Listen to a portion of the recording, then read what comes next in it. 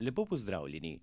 Med spomladanska opravila na vrtu in v sadovnjaku spada tudi škropljenje dreves. Nekateri bi škropljenje najraje opustili, a brez tega žal ne gre, saj je proti škodljivcem in boleznim drevja potrebno ukrepati. V Medobčinskem društvu gluhih in naglušnih Slovenske Konjice, Vitanje in Zreče so na to temo organizirali predavanje.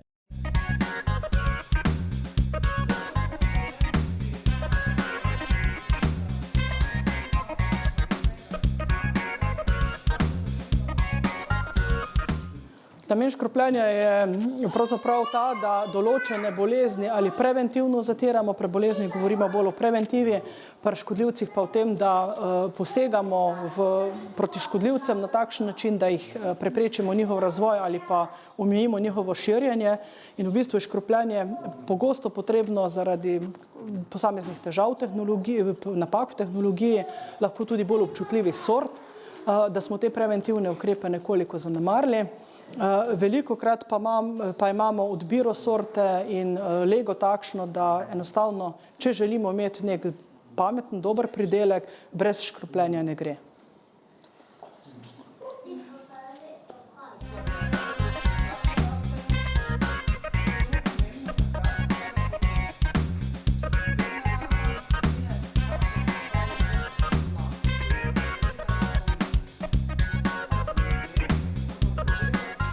V domačih hišnicah najbolj pogosto v jeseni pa spomladi škropijo recimo breskve za breskovo kodravost.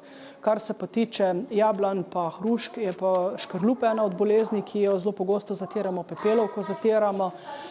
Zatiramo tudi škodljivca, recimo listne uši, različne zavijače in podobno. In je predvsem odvisno tudi od sorte, ki jo imamo in od vseh teh stvari.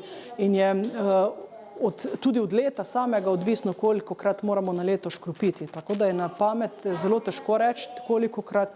Se pa tudi v ekoloških sadovnjakih, kjer se uporabljajo bolj blaga sredstva, tista, ki so v ekološkem kmetovanju dovoljena, tudi nekajkrat na leto kljub vsemu škropi, predvsem bolezni preventivno, kot smo že rekli, in je zelo težko na pamet reči. Nekateri škropijo 3-4 škropljenja najnujnejše naredijo ali pa samo zimsko, drugi pa imajo bolj intenzivno proizvodno, pa občutljive sorte, pa lahko teh škropljenj pride tudi 10 ali pa še kakšno več. S tem, da domače v hišnice ponavadi ne pretiravamo, da je to par škropljenj, drugo pa tudi že odberemo sorte takšne, da ni težav. Oziroma, da jih je manj.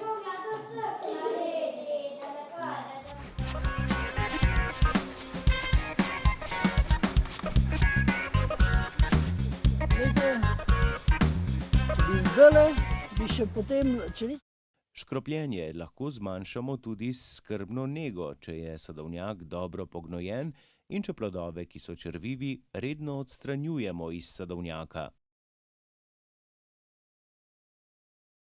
V sadovnjaku je prva stvar, za katero lahko poskrbimo, da ob rezi poskrbimo, da veje, ki smo jih odrezali, če so obolele z različnimi boleznimi, tudi odstranimo iz sadovnjaka.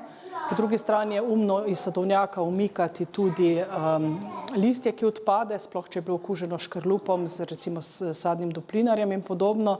Potem pa z umnim gnojenjem in oskrbo, da bomo poskrbeli, da imamo zračne krošnje, spremljamo, kaj se dogaja. In po potrebi ukrepamo s tem, da recimo za težave s škrlupom se pogosto zgodi, da moramo poškropiti tudi kaj preventivno. Dobiva na moči in praktično s tem jaz nič druga, kot pomladim tale. Kadar je škropljenje potrebno, je potrebno pregledati oziroma videti, kakšne so razmere, za katero bolezen ali škodljivca gre. Če se bomo odločili za škropljenje, absolutno uporabljamo sredstva, ki so v ta namen registrirana, uporabljamo napovedi prognostične službe za lažjo odločitev ali pa se obrnemo po pomoč na strokovnjaka. S tem, da takrat, ko bomo škropili, vedno pazimo na to, kako je z oddaljenostjo od vodotokov, če slučajno kmetujemo na kakšnem vodovarstvenem območju, na teh posebnih občutljivih območjih, in pazimo tudi seveda na čebele in druge koristne organizme. Če je potrebno, res škropimo takrat, kadar je potrebno in ne pretiravajmo, dobro preračunajmo, koliko sredstva rabimo, koliko vode rabimo.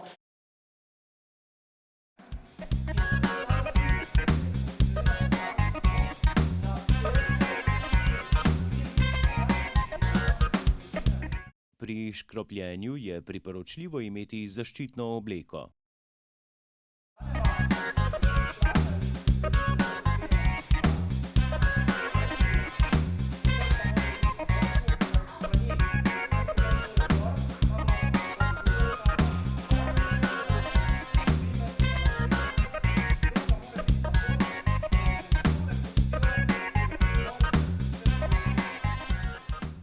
Ta obleka pa vedno moramo imeti pred očmi to, da je to zaščitna obleka, da moramo biti že pod tem oblečeni, hlače z dolgimi hlačnicami, obleko z dolgimi rokavi in vedno ta zaščitna obleka mora pokrivati celotno telo. Moramo zaščititi obraz, se pravi oči, dihalne poti, glavo, tilnik, zaščitimo celotno telo, tudi roke, zaščitimo tudi noge.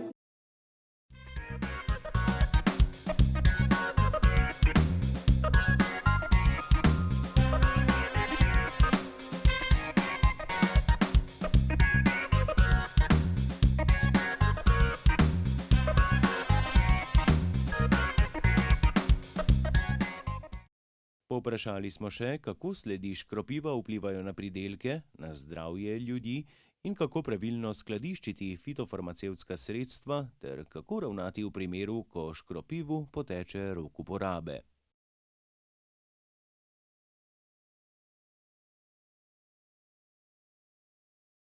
In na teh etiketah in navodilih za uporabo so vedno znaki za nevarnost, ki opozarjajo, kako to sredstvo vpliva na zdravje ljudi.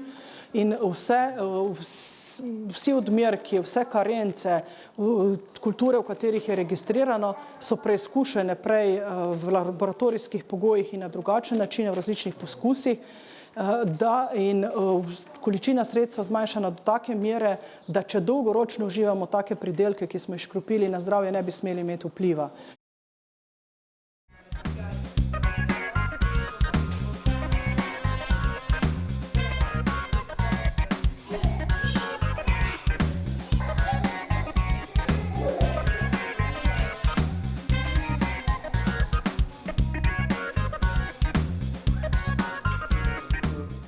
Tudi za skladiščenje fitofarmacevtskih sredstev obstajajo osnovna navodila. Ta sredstva nikoli ne puščamo nekje na policah brez nadzora. Umno je, da si uredimo eno skladiščno omarico, ki je pod ključem in nikoli in nikdar teh sredstev ne presipamo, ne prelivamo v druge embalaže, tudi če jih posebej označimo, ne.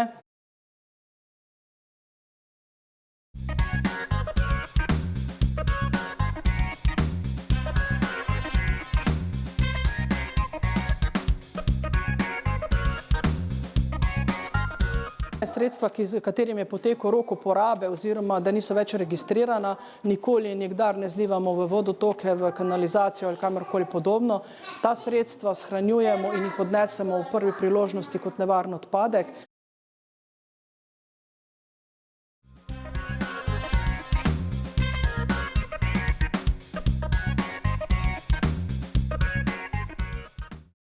Pri škropljenju dreves moramo biti pozorni tudi na okolico in eno od osnovnih pravil je, da poskrbimo, da v nasadu ni cvetoče podrasti, na primer cvetočega regrata ali drugih rož. Če pa so, je cvetoče rastline najbolje pokositi, da nanje ne priletijo čebele. Prav tako se je škropljenju najbolje izogibati med cvetenjem vzgojenih rastlin. Na to moramo biti pozorni, saj brez čebel ni kmetijstva.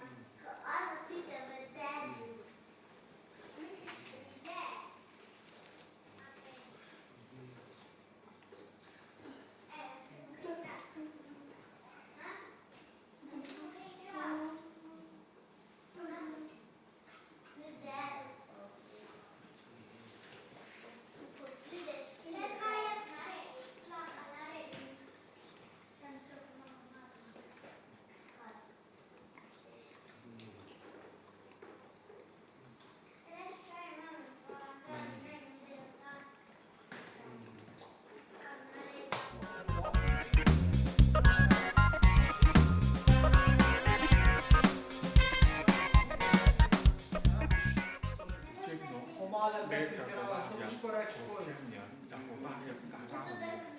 Minuje, da je sploh slabo, da samo vedno reče, da absolutno, v bistvu.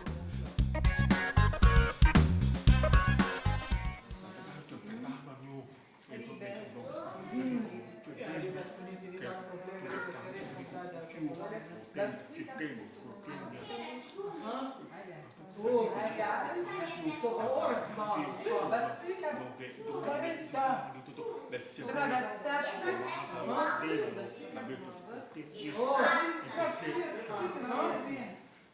Več o škropljenju, vremenu in škodljivcih si lahko pogledate na spletni strani fito-info.si.